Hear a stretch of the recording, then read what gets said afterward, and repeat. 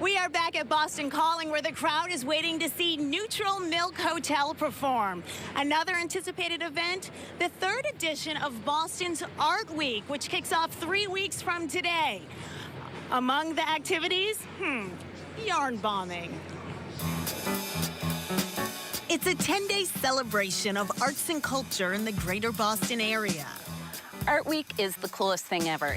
This collection of creativity is hosted by City Performing Arts Center and the Highland Street Foundation.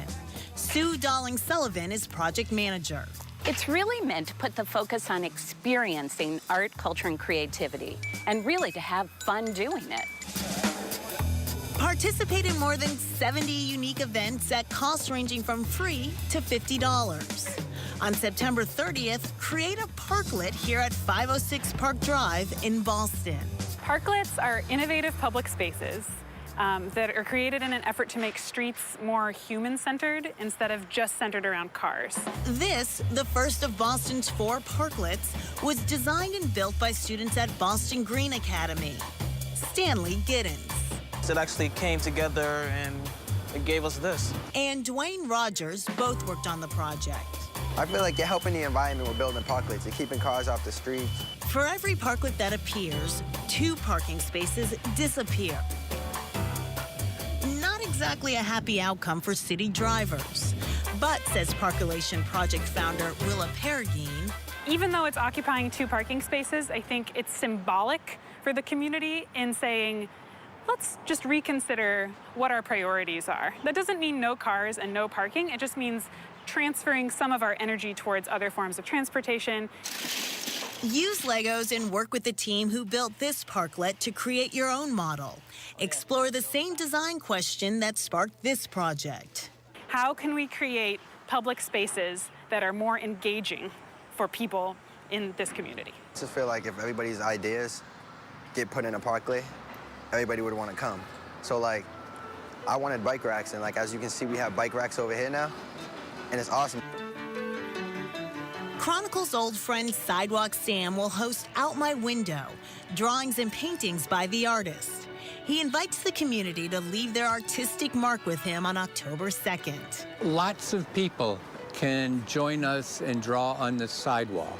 It's pure and innocent. Something else that was once pure and innocent is now downright scandalous. Don't get caught. Yarn bombing.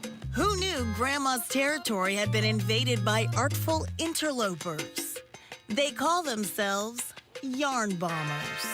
Just like street art graffiti with a spray can, but as a knitter, we use our yarn, and it's absolutely amazing. It's been around since 2005, and it started in Houston, Texas, and it's spreaded globally.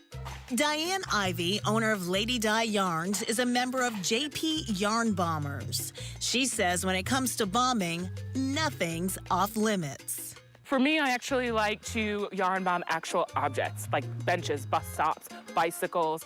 I actually like to dangle things off of certain houses, certain cars. Nighttime is prime time for this creative mischief. No, I will tell you, this is not legal. It is actually illegal. It's just like anything that's in public spaces that, you know, you use a spray can and you put something up, and, you know, if you put something on someone else's property that you didn't get permission for, you can go to jail for it. But there is a different stigma when you do yarn graffiti to spray can graffiti. Intrigued? Ivy and JP Yarn Bombers are teaming up with the Elliott School of Fine and Applied Arts on October 5th to host a yarn bombing event. What we want to do is have a panel discussion on what yarn bombing is, what you can do, kind of like the history of it, and then hopefully we can actually do a small yarn graffiti project somewhere without getting arrested.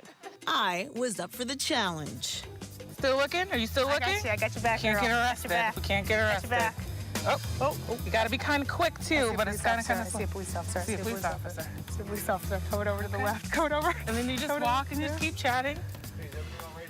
Sounds good. Oh, thank you. Hi, officer. How you doing? We just got some construction going on. Okay. Okay, All right. cool. All right, thank you. Bye. Bye. And that's it.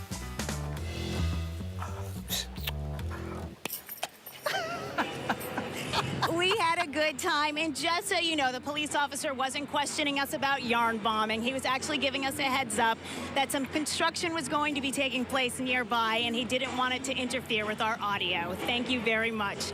Art Week Boston kicks off on September 26th. For more information, you can check out our website, www.wcvb.com. Up next, words of encouragement that David Muir never forgot.